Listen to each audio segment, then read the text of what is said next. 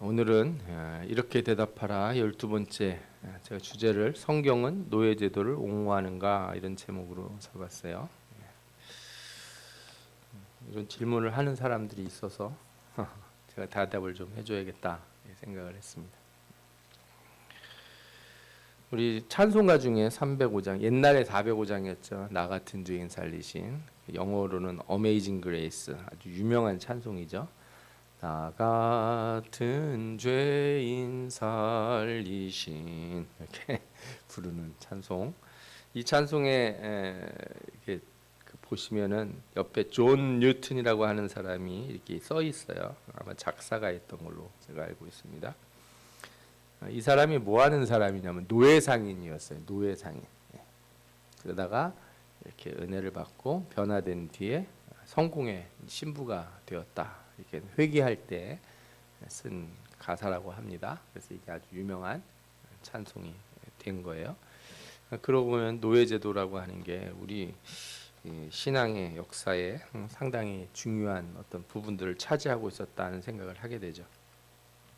노예제도는 언제부터 생겼을까요? 뭐 아주 오래됐습니다. 하여튼 사람들이 서로 싸우면 상대방을 죽이거나 포로로 잡아서 노예로 삼거나 이게 아주 일반적인 거예요. 아주 역사적으로. 그래서 그런 형태의 노예제도가 생긴 거는 엄청 오래됐는데요. 우리가 최근 근대 역사에서 나타난 흑인 노예 뭐 이런 문제들은 사실은 그런 무슨 전쟁 포로를 노예로 삼은 게 아니에요. 경제적인 이유로 사람을 인신매매를 해다가 아프리카에서 잡아다가 노예로 노동 인력으로 갖다 쓴 거예요. 그러니까 역사적으로 있었던 노예제도하고는 모습이 좀 많이 달라요. 더 악하다 이렇게 말할 수도 있어요.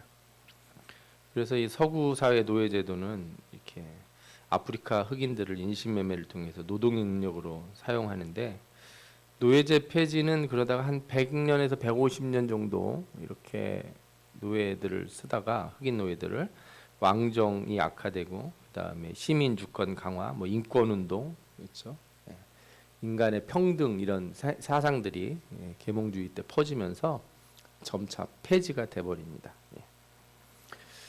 근데 이제 우리가 이 노예제도가 잘못되고 흑인 차별 뭐 이런 거 우리가 다 반대하고 그러니까 성경에 있는 노예제도에 대한 의문이 드는 거죠. 왜 하나님은 노예를 이렇게 두게 하셨는가? 인간을 평등하게 보지 않으시는 건가? 또 사도들도 왜 주인들에게 종들을 풀어주라고 이렇게 명령하지 않는가? 오히려 종들에게 순종하라고 하는가? 또 앞서서 본 것처럼 서구 기독교는 왜 흑인들을 납치 인신매매하는 노예제도를 막지 못하고 오히려 미국 사회에서는 미국 남부가 그랬죠. 노예제도를 계속 옹호하고 되게 이상한 거예요. 그러니까 가만히 생각해 보면 노예를 그렇게 돈 주고 사와서 흑인들은 흑인들끼리 모여서 예배드리고 그래서 흑인연가 부르죠.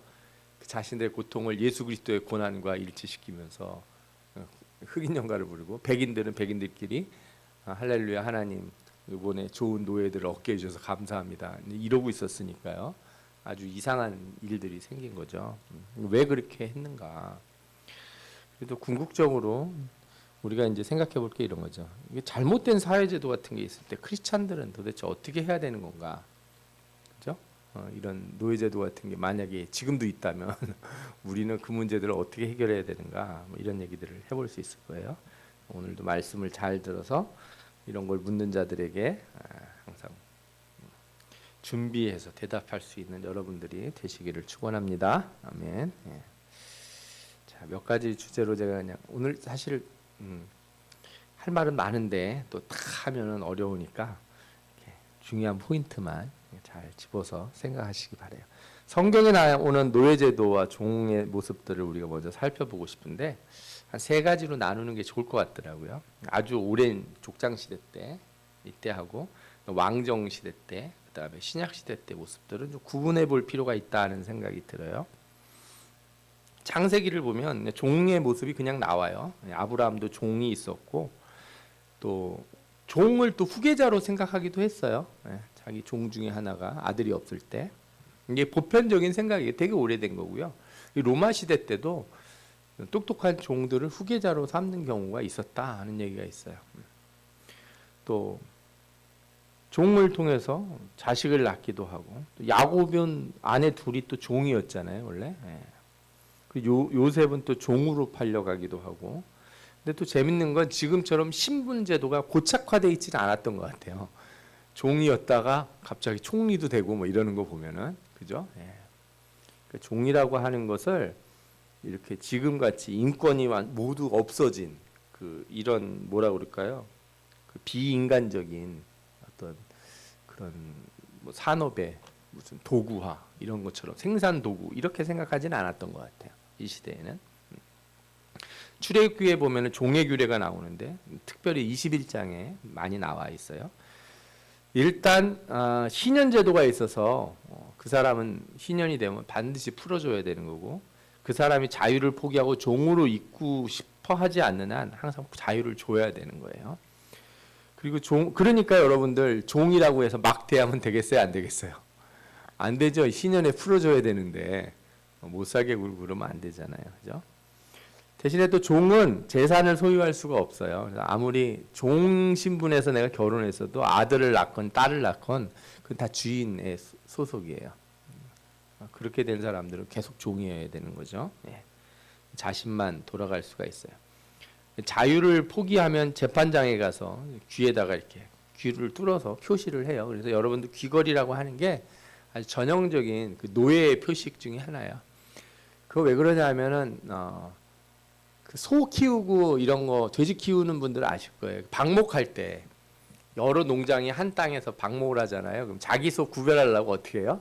엉덩이에다가 낙인을 짓는다고 그러죠. 불로 지져가지고 이렇게 자국을 표시를 내거나, 뭐 우리나라 같은 경우 귀에다가 구멍을 뚫어가지고 이렇게 고리 같은 거 표식을 달아놔요. 이 소 이름하고 뭐 주인이 누구다. 제가 핀란드 갔을 때도 그 산에 술록이 막 돌아다닙니다. 근데 저는 저 술록이 저렇게 돌아다니면 다 야생인 줄 알았더니 다 주인이 있는 거래요. 그리고 그래서 봄철 되면은 이 주인들이 자기 술록을 찾는데 다 표식이 있답니다. 그래서 그 표식대로 다 주인에게 가야 되고, 새끼를 낳았으면 새끼 낳은 대로 다 가져가고, 만약에 길에서 자동차 사고 나서 술록이 죽잖아요. 그 주인한테 연락해서 근데 뭐 보상을 받든지 뭐 피해 보상을 해주든지 뭐 이런 일을 하는 것 같더라고요. 그렇게 하는 이런 표식들이 있는 거예요. 그러니까 언제부터 귀걸이가 이렇게 아름다움의 표시가 되는지 잘 모르겠어요, 저도. 그다음에 여자는 종으로 팔릴 때 남자하고는 좀 달라요. 주인이 여자를 종으로 삼을 때는 이렇게 어떤 의미가 있는 거예요. 성적이거나 이렇게 아내로 삼고자 하는 뜻이 있어야 되지, 어떤 목적이 있어야지. 안 그러면은 여자를 이렇게 자유로 풀어줘야 돼. 딴 데 팔면 안 돼요. 종으로 자기가 데리고 왔다가 마음에 안 든다고 또 팔아버리고 이러면 안 돼요. 또 주인은 종을 벌할 수 있지만 대신에 마음대로 죽이면 안 돼요. 뭐 형벌을 가할 수는 있지만 종이 죽어버리면은 주인도 벌을 받게 돼 있어요. 이런 얘기들이 출애굽기에 있습니다. 레위기에 보면은 이 종의 제도의 본질의 뜻이 나타나는데 한마디로 이거예요. 55절에 있는 거, 25장 55절에 있는 말씀을 보면 되겠죠. 이스라엘 자손은 나의 종들이 됨이라. 그들은 내가 애굽 땅에서 인도하여 낸 종이요 나는 너희의 하나님이니라. 그러니까 성경에서 율법의 핵심 개념 중에 그 경제적 개념이 뭐가 있냐면, 땅도 사람도 다 누구 거예요? 하나님 거예요. 하나님 거. 아시겠죠? 그래서 땅을 하나님이 사람들에게 각각 나눠준 거예요. 그러니까 내가 아무리 돈이 있다고 그 땅을 살 수가 없어요. 왜냐하면 누구 땅이에요? 그 땅은 원래 주인이 하나님 거예요. 그래서 하나님은 그 땅을 누가 돈을 주고 사더라도 때가 되면 어떻게 해라? 돌려줘라. 사람도 사실은 전부 다 하나님의 종인 거예요. 그러니까 사람이 사람을 종으로 삼으면 안 돼요. 그러면 안 되는 거예요. 절대로 자기 형제를 종으로, 영구적인 종으로 삼으면 안 돼요. 어떤 이유가 있어서 이렇게 자신을 이렇게 파는 거죠. 우리나라 옛날에 뭐라 그럴까요? 품꾼이라고 그래야 되나요? 집에서 일하는 머슴? 이런 것도, 이런 일을 하는 사람들도 원래는 같은 평민인데 돈이 없어서 삭슬 받기로 하고 혹은 뭐 이렇게 뭐 일종의 급여나 먹을 것을 제공받는 목적으로 노동력을 제공한 거니까 사실은 이게 정상이에요. 근데 이런 제도가 깨지면 그때부터 종이 생겨나는 거예요. 노예가 생겨나고. 대신에 이방 사람들은 종으로 삼을 수 있도록 허용했어요. 그래서 이걸 보면 아니 왜 같은 동족은 종으로 못 삼고 하게 하시면서 이방인들은 뭐 인격이 없나 뭐 이런 생각을 하잖아요. 근데 이거는 어떤 이제 의미가 있죠. 우리가 전체적인 그 시대적 상황과 맥락에서 살펴봤을 때 뒤에 가서 좀 더 말씀을 드릴게요. 가나안 정복 이후에는 이제 거기에 살고 있던 그런 민족들을 이렇게 노예로 삼는 경우가 있었어요. 그러나 이스라엘은 한 번도 가나안 이외 지역, 갓난 아니라고 썼네 제가. 가나안 이외 지역을 이렇게 정복하며 나가면서 나라를 넓혀가고 제국화되고 다른 민족을 강제로 이렇게 노예로 삼아서 끌고 오거나 이러지 않았어요. 이스라엘 이게 하나님 뜻이 아니에요. 그러니까 이거는 앞서서 이방인들을 노예로 삼을 수 있다고 해서 이걸 적극적으로 막 가서 그렇게 행했다 이런 뜻이 아니에요. 그러나 이제 나중에 유다 말기에 되면 신현제도가 약화되고 동족을 종으로 삼고 학대하기 시작하죠. 그래서 하나님이 어떻게 하세요? 이스라엘 민족 전체를 다른 민족의 종이 되게 하십니다.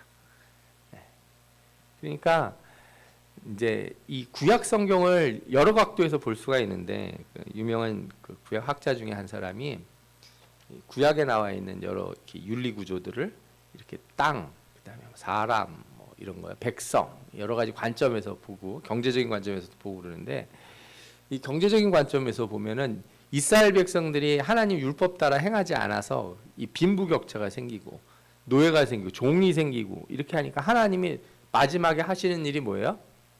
너희들 전부 다 뭐가 되라? 종이 되라.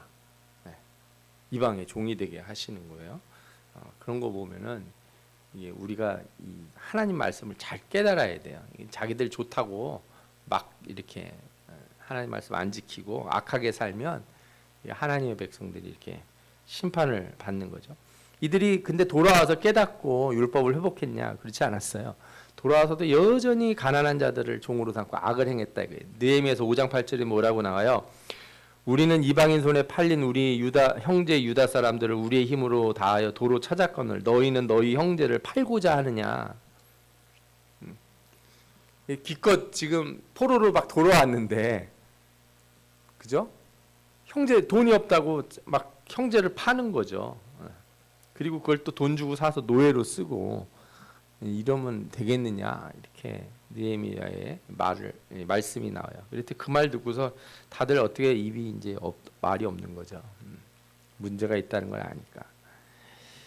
하여튼 이런 상황이 지속된 뒤에 신약 시대에 이제 종들이 나오는데 뭐 기본적으로 로마 제국 율법에 따른 종의 제도가 있죠.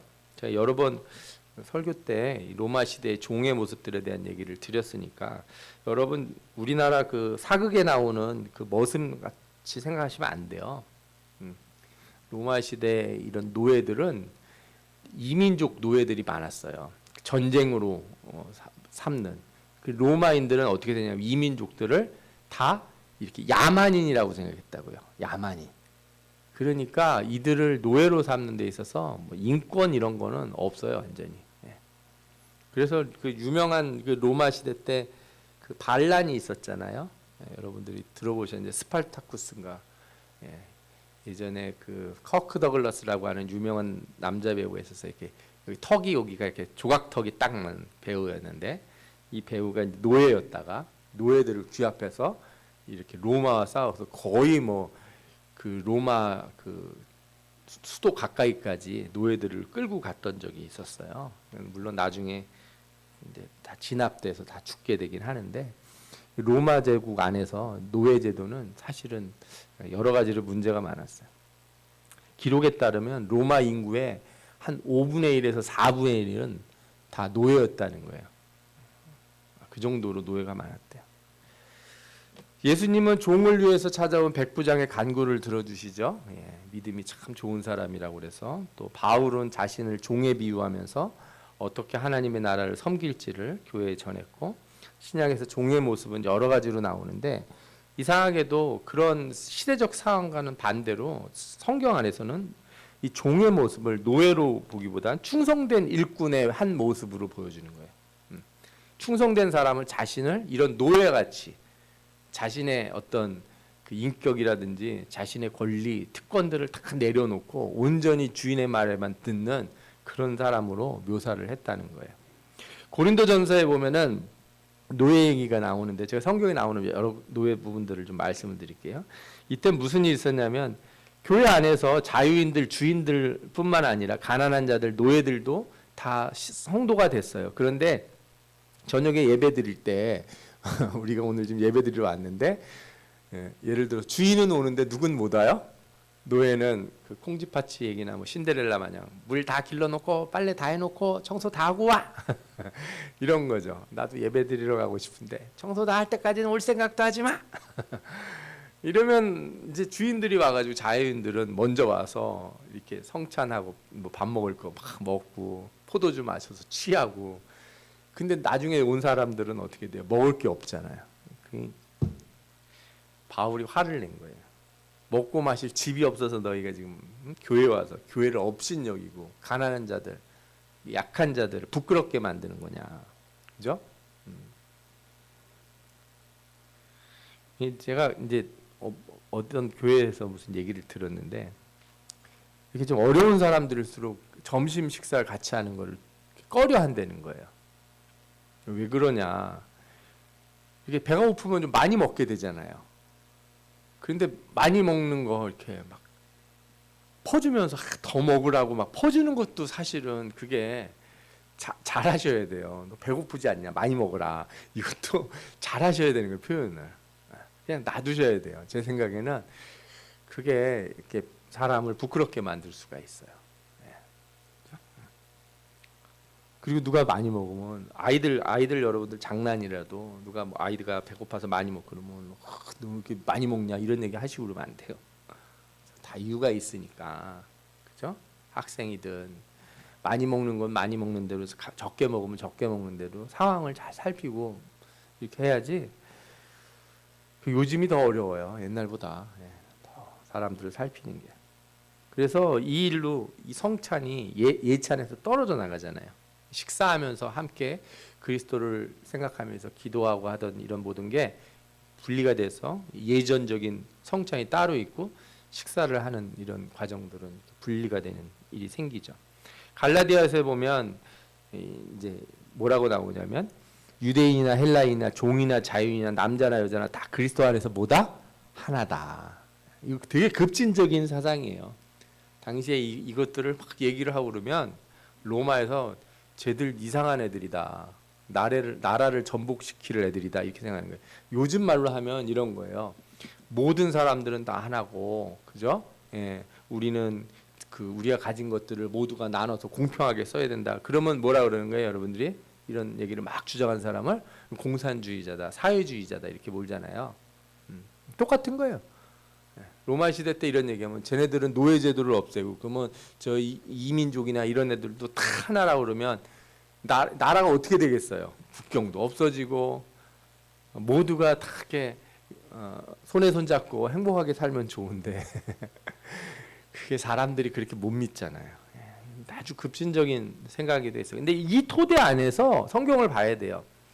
이런 말씀들은 눈에 안 들어오고 다들 뭐만 봐요? 이제 예배소서 같은 데 나오는 것, 그죠?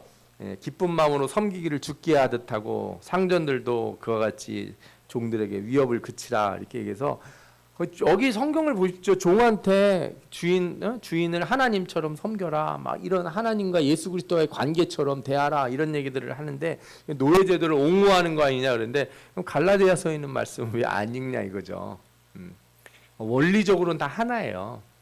고린도전서에 나온 것 같이 원리적으로 이 성경에서는 종이나 자유인이나 모두 그리스도 안에서 한 몸이라고 얘기를 했어요. 그리고 그 안에서 그리스도를 섬기듯이 서로 섬기라. 이게 맥락이에요. 이게 성경의 맥락. 아시겠죠? 예. 골로새서도 마찬가지예요. 똑같은 말씀들이 나오죠. 종들아 모든 일에 육신의 상전들에게 순종하되 사람을 기쁘게 하는 자와 같이 눈가림만 하지 말고 회사 가서 일할 때 여러분들 그죠? 안 보이는 데서는 막 딴짓하고 그냥 월급 많이 주니까 이거 꽁돈이네. 이렇게 놀고 먹어도 막 그죠? 예. 그래도 돈 버네. 막 이렇게 하는 직장인 크리스찬은 없어야 되겠죠? 예. 그리고 상전들아 의와 공평을 종들에게 베풀지니 너희에게도 하늘에 상전이 계심을 알지어다. 크리스찬 사장들은 막 노조 탄압하고 노동력 착취하고 월급 떼먹고 이러면은 안 되는 거예요. 그죠? 나쁜 그렇게 번 돈으로 11조 내고 하나님 앞에 감사하고 그러면 안 되죠. 다 성경을 전체로 봐야지 자기 멋대로 막 해석하고 그러면 안 되죠. 디모데전서에 보면 장로의 조건 중에 구타하지 않는 자, 감독의 조건 중에 구타하지 않는 자가 나오는데 이 구타가 가정 안에서의 구타도 있는데 식구들 그보다 가장 보편적으로 일어나는 구타가 뭐냐면 자기 종들을 패는 거예요. 승질을 하니까. 이런 사람은 이렇게 감독, 장로가 될 수 없다 이렇게 보는 거죠. 그리고 종들에게 하나님의 이름을 위해 충성된 자가 되라. 이런 말이 있는 것 자체가 뭐예요? 교회 안에 종들이 있다는 얘기예요. 이게 교회 안에 종으로 사는 사람들이 있다는 거예요. 그러니까 와서 같이 종도 앉아 있고 주인도 앉아 있는데 말씀을 전하는 목사가 뭐라 그러는 거예요? 디모데가 이제 전하겠죠. 이렇게 할 때 돌아가서 이렇게 하라고 둘이 종과 주인한테 다 언하는 거예요. 그래서 여러분들이 이런 상황적 맥락을 살펴보면 성경은 어마어마하게 급진적인 것이다. 이렇게 노예 제도를 옹호한 게 아니라 오히려 그 시대에 교회에 나와서 주인이 종과 같이 앉아서 말씀을 듣고 배운다는 것 자체가 어마어마한 사건이라는 거예요. 사회적으로 봤을 때. 디도서에 보면은 종과 주인의 관계가 여기도 나오는데 종들은 자기 상전에게 범사에 순종하여 기쁘게 하고 거슬러 말하지 말고 훔치지 말고 오히려 모든 참된 신실성을 나타내게 하라.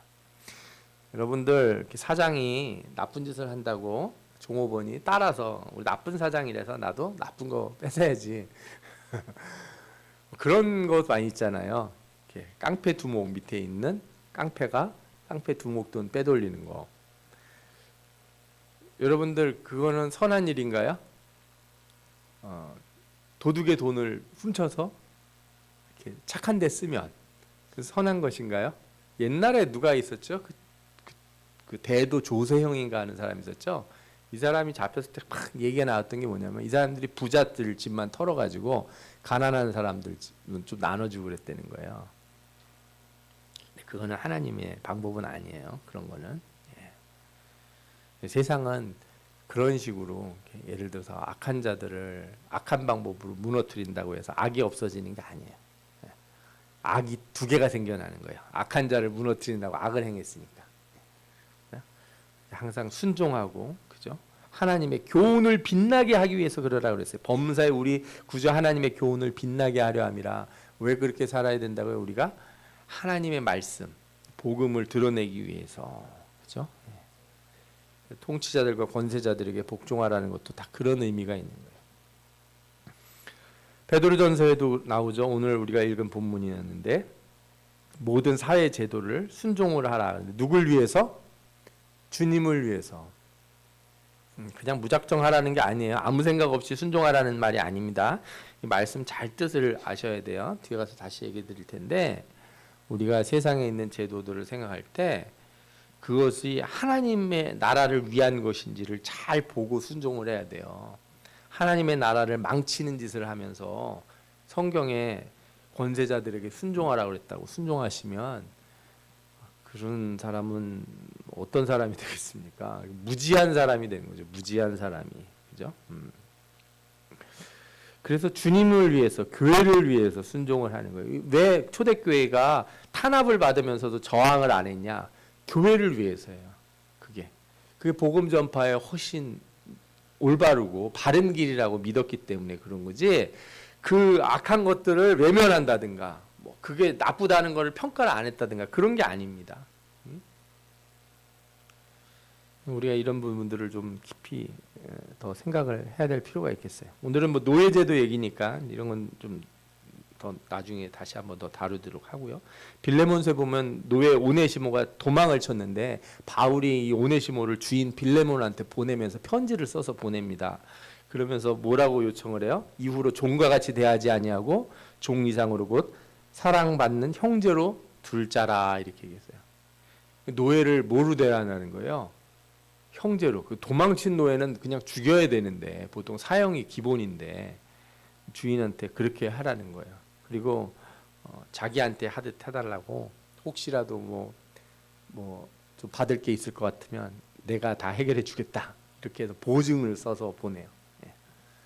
이걸 보면은 초대교회가 노예들을 그러니까 도망친 노예도 초대교회가 이렇게 보살펴주고 있었다는 걸 알 수가 있죠. 예. 노예들을 도망친 노예를 이렇게 보살펴줄 수 있었다 이것을 우리가 성경에서 알 수 있어요. 여러분들이 그러니까 이걸 보면서 어떻게 교회가 노예 제도를 옹호했냐 성경에 이런 게 있냐 이렇게는 그렇게 이해하는 거는 너무 단편적으로 성경을 보고 저는 놀랐어요. 크리스천 신자들 중에도 이런 말을 너무 쉽게 하는 거예요. 참 성경을 좀 깊이 좀 읽었으면 좋겠다. 초신자들도 아니고 만약에 신학생들이나 이런 분들 중에도 이런 말들 막 성경에 있는 거 자기가 뭔가 사회적인 것을 이렇게 비판하고 싶다고 하면서 성경을 좀 깊이 있게 비판하고 싶다고 하면서 막 얘기를 하는데 어느 때는 앞뒤가 안 맞는 거고 이분이 참 성경을 좀 더 넓게 깊이 좀 읽어야 되지 않을까 하는 생각이 드는 사람들도 간혹씩 제가 보게 돼요. 여러분들만큼은 이 성경을 좀 이렇게 쭉 살펴보니 아 이게 이런 취지가 아니었구나 그런 것들을 좀 아셨으면 좋겠어요. 성경에 나타난 노예제도의 핵심이 뭐예요? 모두 하나님 백성이고 하나님의 종이고 그리스도 안에서 한 몸이라는 거예요. 그러니까 우리가 성경에 나타난 것들을 그렇게 간단하게 평가할 수 없어요. 그리고 이제 시대적으로 예전 구약 시대 초기에 있었던 문제들은 뒤에 가서 제가 다시 좀 설명을 드릴 텐데 그건 뭐냐면 한 나라가 노예제도를 없앤다고 노예제도가 없어지는 게 아니에요. 여러분들 제도라고 하는 게 그래요. 예를 들어서 어떤 변화라고 하는 거는 시대적 흐름을 따라 변하게 돼 있어요. 여성들이 참정권을 갖고 하는 이런 문제를 여성은 노예는 아니었는데 사실 준 노예처럼 역사적으로 대해져 왔다고요. 뒤에 가서 다시 말씀드릴 텐데 우리가 이런 제도권을 엄청 생각하지만 실제로는 우리 가까운 현장에서 우리가 이런 일들을 너무 많이 보고 있는데 그거는 무관심한 경우가 많아요. 그래서 성경에 나타난 하나님의 뜻, 우리가 사람을 어떻게 대해야 되는가 이것을 살펴보면서 이거를 이런 사회 거시적 제도 이전에 먼저 내 주변부터 살피면서 확대해 나가야 돼. 이게 성경에서 세상을 변화시키는 원리를 우리에게 제공해 주시는 거예요. 그러니까 세상을 변화시킬 때 혁명을 하거나 막 해, 그죠? 폭동을 일으키거나 이런 방식이 아니고 나의 변화, 내 내면의 변화에서부터 내 가정과 이렇게 옆으로부터 차근차근 이렇게 넓혀가도록 해놨어요. 아멘. 예배소, 빌립보서, 골로새서 이런 데 보면은 제일 먼저 모든 관계의 기준은 이제 우리 신앙의 문제들을 다 얘기한 다음에 관계의 첫 번째 중심으로 뭘 얘기해요? 부부상활. 부부는 어떻게 살아라 이렇게 얘기하죠. 남편과 아내 관계. 그 다음에는 부모와 자식. 그 다음에 상관과 종, 그죠? 주인과 종의 관계, 사회제도 이렇게 넓혀간다고요. 이게 바울 서신에 나오는 서신서 뒷부분에 실천에 관련된 맥락들이에요. 이게. 그러니까 여러분들이 이런 거를 알고 이런 부분에 있어서 원리들을 내가 이 사회를 비판하기 이전에 먼저 이걸 봐야죠. 물론 사회도 나중에 비판해야 되겠지만, 자 그 얘기는 좀 제가 다시 한 번 더 하고요. 노예제도 얘기를 조금 더 드리면 성경에 이런 얘기가 있지만 세상은 어떻게 돌아갔냐? 아까도 말씀드린 것처럼 뭐 이 점차 민족 안에서 경제적 정치적 이유로 노예제도 생겨나는 건 이거는 막을 수가 없었어요. 없을 수가 없었고 때로는 이런 방식이 아니면은 부족 간의 교류가 안 생긴다 뭐 이렇게 생각하는 학자들도 일부 있었어요. 이게 전쟁을 통해서 서로 섞이고 피가 섞이고 이러지 않으면은 그죠? 로마 제국 안에서는 인구의 한 대략의 5분의 1이 노예였다 이런 얘기도 하고요. 노예는 철저하게 재산으로 여겨졌는데 되게 우스운 건 뭐냐면 우습다? 좀 아이러니하다 할 수 있는 건 이거예요. 이렇게 재산으로 여기고 인격적인 것이 없다고 여기면서도 한편으로는 노예들에게 뭘 부과해요? 도덕적인 의무를 부과한다는 거예요. 주인에게 뭘 다하라? 충성을 다하라. 여러분들 개나 고양이 키우면서 너 나에게 충성을 다해야 돼. 이러지 않잖아요. 대하기는 개, 소, 말처럼 대해놓고 요구하기는 뭐처럼 요구해요? 사람에게 요구하듯 한다는 말이에요. 노예제도는 근본적으로 문제가 여기 있는 거예요. 노예라고 하는 말, 이 슬레이브라고 하는 말은 슬라브인을 뜻하는 스클라부스라는 말에서 나왔대요. 이 슬라브인들이 살던 곳이 어디냐? 동유럽인데 현재 루마니아, 불가리아, 그리스, 크로아티아, 세르비아 있는 지역. 옛날에 유고슬라비아 지역이죠. 크로아티아하고 세르비아는 이쪽에 살던 사람들을 슬라브인이라고 불러요. 여기에 노예를 삼았던 것에서 유래된 말이에요. 그러니까 이 슬레이브라고 하는 말은 9세기, 10세기, 8세기에서 10세기 사이에 생긴 말이다. 이런 평가를 하는 경우가 많아요. 문제는 이제 저 사람들을 이렇게 하면서 재밌는 얘기를 드리자면 저 동유럽권 조 지역이 요 지역 루마니아, 불가리아 요 지역이 이슬람 애들도 유럽으로 진출할 때 제일 먼저 공격하던 곳이에요. 그러니까 터키 지나서 넘어가면 바로 나오는 데가 그리스고 그리스 위가 불가리, 그다음에 그 위에 루마니아 이렇게 되는 거거든요. 옆으로 가면은 그 크로아티아, 세르비아 지역이고 여기가 공격을 되게 많이 당했어요. 그리고 땅이 좋아요, 이 동네가. 요즘 전쟁 나는 우크라이나가 불가리아 옆이잖아요. 땅이 좋아요. 농사가 잘 돼. 그리고 여기 사람들이 얼굴이요. 완전 서양인도 아니고 완전 동양인도 아닌 그 소위 말하는 제일 이쁜 얼굴들 가진 사람들. 얼굴색이 하얘요. 실제 백인들은 얼굴 피부가 하얗지 않습니다. 여러분들 보시면 피부가 약간 붉어요. 이렇게 뭐라 그럴까요? 좀 이렇게 맑은 피부라고 그럴까요? 그래서 이렇게 피부가 우리가 생각하는 말이 백인이지 실제 백인 같지가 않은데 이 사람들은 진짜 백인이라고 할 수 있어요. 피부색이 하얗고 이쁘고 잘생기고 그랬어요. 이 지역 사람들. 그래서 이슬람 사람들도 여기서 노예로 많이 가져가고 이렇게 했다는 얘기가 있어요. 그런데 노예 제도가 문제가 있잖아요. 아까도 말씀드린 것처럼 조금만 생각해 보면 이상하거든요. 그러니까 이 각 민족권에서 어떤 걸 하냐면 철학이든 신앙이든 그 자기네 상황하에서 정당화하는 원리를 만들어내요. 정당화하는 원리.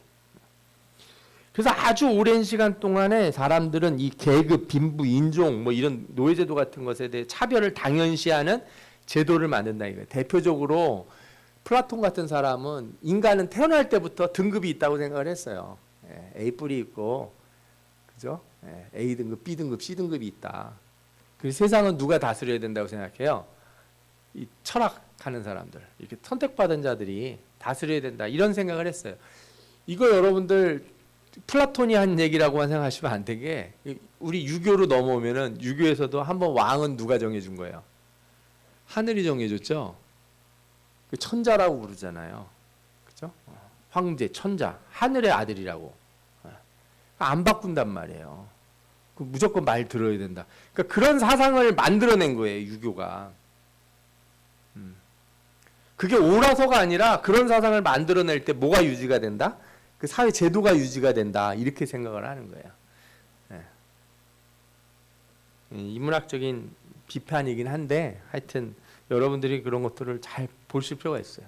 그래서 우리가 한국 사회가 유교 문화를 부정할 수 없죠. 이게 깊이 뿌리 내려 있으니까. 근데 잘 생각해 보면은 이 유교 문화가 원래 지향하는 바가 이게 성경적인 거하고는 조금 달라요.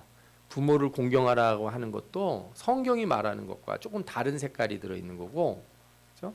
이 나라와 국가 제도에 대한 것도 색깔이 달라요. 근데 한국 기독교가 유교의 그런 것들을 마치 기독교에 있는 것과 그냥 동치시켜서 해석해 버리면 곤란해집니다, 진짜로. 그게 우리 지금 한국 교회에 여러 가지 문제들을 만들어내고 있는 하나의 요소이기도 한 거예요.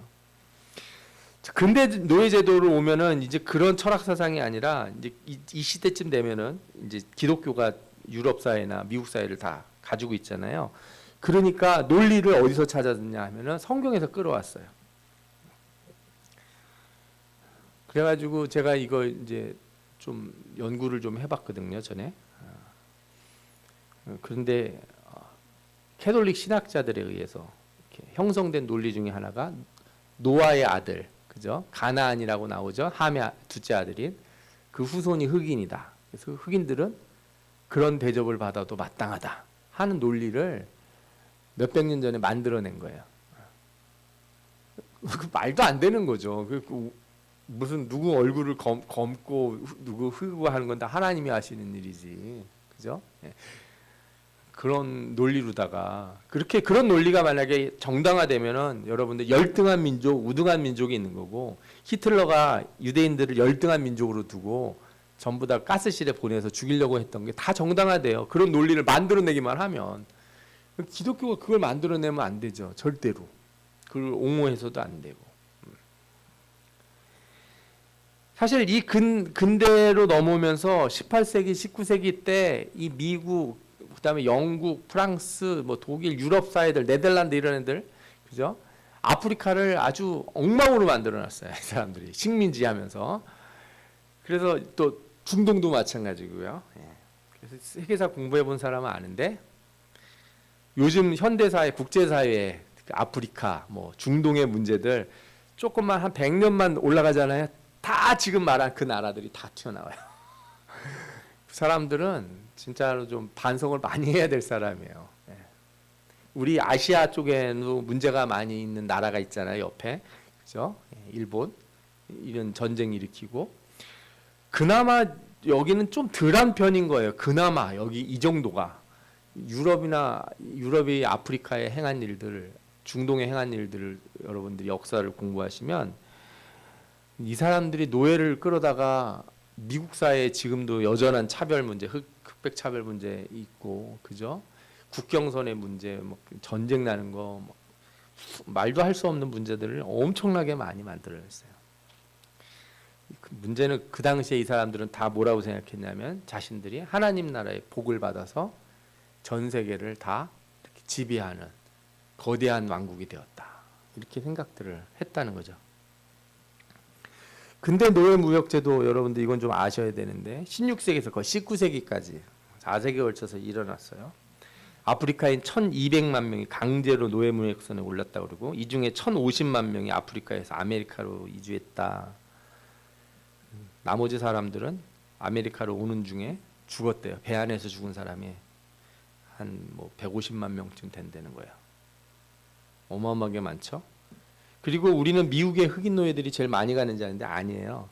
브라질, 스페인 식민지들, 그렇죠? 남미나 중남미 이런 데 많아요. 서인도 제도들. 그러니까 여러분들 아이티, 뭐 도미니카 이런 공화국 이런 나라들 이름 들어보셨죠? 옛날 지진 나고 그랬던 아이티 같은데, 아이티가 미국 다음으로 독립한 나라긴 해요. 프랑스형이었는데 흑인들 노예제도 폐지하면서 아이티가 독립을 했어요. 근데 거기 흑인들이 많은데 그 흑인들이 아이티 사람들이 아닌 거예요. 다 아프리카에서 넘어온 사람들이에요. 지금도 이 중남미에 가거나 그러면은 얼굴색으로 엄청 차별해요. 제일 차별받는, 그러니까 얼굴이 하얗면 제일 높은 계층. 그 다음에 얼굴이 검어질수록 뭐예요? 하급 계층이 인디오들하고, 아메리칸 인디언들, 흑인들, 혼혈들 이런 사람들은 인간 이하의 취급을 받고 오랫동안 살았어요. 다 누가 저지른 일이야. 우리가 미국 사회가 제일 가까워서 우리가 그 사람들을 아는 거지. 실제로는 이 문제들을 원형을 찾아가면은 세계적으로 어마어마한 문제예요. 어마어마한 문제. 이게 참 심각하다. 이거 아직도 잔재들이 남아 있다. 이게 다 뭐냐? 돈 때문에 그런 거다. 신대륙 발견했는데 여러분들 유럽은 전체적으로 이렇게 농사가 잘 안 돼. 영국 같은 나라 가 보시면은 농사짓기 참 어려운 나라예요. 영국 음식 맛없다고 하는데 다 이유가 있어요. 농사가 잘 안 되니까. 물고기를 잡아서 먹는 게 제일 흔한 거죠. 이 사람들이 아메리카 대륙 발견한 다음에 여기서 뭐 농장을 하면서 많은 걸 얻어가려고 그랬는데 농사 지을 사람이 없는 거예요. 그리고 백인들이 넘어간 다음에 전염병 퍼져가지고 인디오들도 어마어마하게 죽었어요. 인디안들이나. 그래서 한 방법이 뭐야? 아프리카 가서 강제로 인신매매, 이렇게 그죠? 사람을 그물로 막 잡아가다가 배에 강제로 실어와가지고 일을 시킨 거예요. 채찍으로 때리면서. 근데 이제 무슨 일이 생겼냐? 잘 생각해 보니까 영국은 명예혁명이라는 게 있었거든요. 그래서 왕은 이제 손을 놓고 의회가 주도가 되는 정치 체계 만들어져요. 여러분들 잘 아시는 것처럼 영국이라는 나라가 민주주의 같은 게 발전하잖아요. 그리고 이제 이 계몽주의 시대가 되면서 사람들의 인권, 평등, 그 왕은 하늘에서 줬다는 생각을 이제 버리게 돼요. 사람이 투표를 해서 뽑고 하는 이런 문화가 막 생겨나면서 영국이 노예 무역 폐지를 하게 됩니다. 영국 기독교는 1780년에 노예 무역 폐지 협회를 창설하고 1833년에 노예 제도가 폐지가 돼요. 거의 한 150년간 노예 무역을 했는데 왕실이 엄청나게 돈을 벌었죠. 프랑스는 1827년에 노예 매매 금지하고 1848년에 노예 제도를 금지해요. 미국은 어떤 일이 생겼냐면 자신들이 독립선언하는데 독립선언할 때 인권선언문에 기초를 해요. 인권선언에, 인권선언문이 아니라 인권선언에 기초를 하거든요. 인간의 인권에 대해서. 근데 생각해 보십시오. 자기들은 모두가 평등해야 된다 막 이러면서 독립을 했는데 알고 보니까 누구를 노예로 삼고 있어요. 흑인을 노예로 삼고 있어요. 그래서 점진적으로 주마다 노예 폐지 법안이 올라와서 하게 되는데 북부가 먼저 일어났어요. 왜냐하면 북부는 공업지대가 많았기 때문에. 남부는 다 뭐냐면은 이렇게 농장에서 목화 농사 짓는 사람들이 많았어요. 이 사람들이 반대를 한 거죠. 그래서 전쟁이 일어나면서 나중에 에이브라임 링컨이 노예 해방령 발표를 하고 1865년 1월에 노예제도가 폐지가 됐어요. 여러분들 노예제도가 폐지가 된 거하고 흑인을 차별하지 않는다는 거하고 똑같은 말은 아니에요. 제도가 없어졌을 뿐이지 흑인들은 뭐 1970년대 이런 데도 저 텍사스나 미국 중부에 있는 그런 데 가면은요. 버스 탈 때 앞자리 못 앉고 뒷자리 가서 앉아야 되고 흑인들은 흑인들 지금도 뭐 예배 드릴 때 흑인 백인 따로 예배 드리는 교회들이 많잖아요. 이 성경에도 보면은 납치한 자가 그 사람을 팔았으면 반드시 죽이라고 그랬어요. 사람을 이렇게 잡아서 팔고 그러면 안 되는 거거든요. 그죠? 예. 단순한 이 전쟁은 정당화되잖아요. 성경에서도 보면 전쟁이라고 하는 체계 자체를 부정하진 않아요. 그런데 이런 식으로 사람을 잡아다 노예로 만드는 것은 성경이 출애굽기 때도 이건 안 된다고 분명히 얘기했거든요. 예. 그러니까 어떤 상황에서도 이런 노예제도는 인정을 받을 수가 없고 성경적 근거도 없는 것이고 또 문제는 노예제도 폐지 후에도 여러 가지 차별이 남아 있는데 이런 것들은 성경에 다 부합하지 않는 거예요. 교회가 먼저 나서서 이런 차별을 없애야겠죠. 또 교회가 아니더라도 자연법 일반 은총 가운데서 우리는 이런 차별과 학대를 거부해야 돼요. 그런데 안 없어지고 있죠. 현대판 노예제도라고 해서 마지막으로 노예제도를 폐지한 나라가 1981년 모리탄이라고 하는 아프리카 나라가 이때 폐지를 했대요. 제가 2021년 말에 나온 그런 보고서, 2022년에 나온 보고서죠. 2021년 말 기준으로 현대판 노예가 얼마나 되는지 조사한 유엔 보고서가 있었는데 4,960만 명이고 이 중에 2,760만 명은 강제 노동에 시달리고 2,200만 명은 강제 결혼에서 못 벗어난다. 문제 중에 하나가 이거예요. 여자 아이들을 갖다가 강제로 결혼시키는 거죠. 그러니까 노예가 여러분들 쇠사슬 묶어놨다고만 노예가 아닌 거예요. 이 문제들은 지금 뭐 이슬람 사회 같은데 큰 문제. 얼마 전에 지진이 일었던 나라에서도 거기서 막 이런 걸 여전히 하고 있어서 참 이거 안타깝다 그래요. 제가 몇 가지 사진들을 가져왔는데 우리가 이렇게 블러드 다이아몬드라는 말이 있어요. 피의 다이아몬드. 이게 뭐냐면 이 나라가 있어요. 시에라리온이라는 나라인데 이 나라가 전 세계에서 다이아몬드를 제일 많이 생산한대요. 최빈국 중에 하나예요. 그렇게 다이아몬드를 많이 생산해도. 저 사람들 진짜 저렇게 해가지고 다이아몬드를 캐는 거죠. 초콜릿. 여러분들 초콜릿은 다 아동들이 저렇게 아동 노동 착취로 만들어진다 이거 들어보신 적 있을 거예요. 사실은 그래서 초콜릿이 달콤하다 말하는 게 참 어느 때는 아이러니한 말이에요. 또 요즘 전기 자동차 많이 나오는데 전기 자동차 그 히토류 중에 제일 유명한 코발트가 있습니다. 콩고라고 하는 나라에서 어마어마하게 나오는데 예, 아프리카 이 콩고처럼 또 빈국이 없죠. 예. 이런 현대판 노예들인 거예요. 뭐 우리나라 뭐 염전에서 일하는 사람들 막 이렇게 있다는 얘기들과 전혀 다를 바 없는 것들이죠. 그래서 여러분들 우리가 고민해야 될 게 이거예요. 노예제도들을 우리가 사회적인 것을 성경에서 허용하냐? 허용하지 않아요. 확실히 허용하지 않는 것이고, 그런데 중요한 건 뭐냐면 우리가 이런 문제들을 살펴볼 때 그런 것으로 나가지 말고 먼저 우리 가까운 관계에서부터, 예를 들어서 우리 자녀들도 집에서 엄마 일을 도와주고 그래야 되는 거죠. 설거지도 좀 하고 청소도 하고. 제가 말씀드렸잖아요. 가장 오래된 노예는 여성이다. 사랑이라고 하는 그 이름을 씌워가지고 노동력을 착취해온 건 사실이니까 여러분들이 가정 안에서부터, 그리고 형제들 간에서, 또 친척들 관계에서 이렇게 관례적인 지위를 좀 내려놓을 줄 알아야 돼요. 관례적인 지위. 잘 생각해 보시면 무슨 뜻인지 아실 거예요. 관례적인 지위. 그죠? 네. 전통적으로 나는 그래 왔다. 뭐 이런 거. 그럴 수 없는 거죠. 그리고 미국 사회에서도 노예 해방 운동 했던 많은 사람들 중에, 제 이름은 뭐 굳이 말하지 않겠는데, 외도하고 뭐 이렇게 아내를 때리고 한 사람들이 있는 거예요. 제가 보면서 이 사람들은 사회적인 변화를 꾸했는지는 모르지만 가정에서부터 변화가 안 되는데 어떻게 그걸 할 수 있겠는가? 그죠? 우리나라도 비슷한 일들이 좀 있었다는 얘기를 제가 들은 적이 있어요. 사회운동을 하는 사람들이 실제로 가정에서는 되게 폭력적이고 좋지 않은 남편이고 좋지 않은 아버지인 경우, 그가 그럼 과연 나라를 이끌고 지도자가 될 만한 사람들이 될 수 있는가, 사회를 변화시키는 사람들이 될 수 있는가? 그러면 그럴 수 없다고 저는 좀 생각을 하거든요.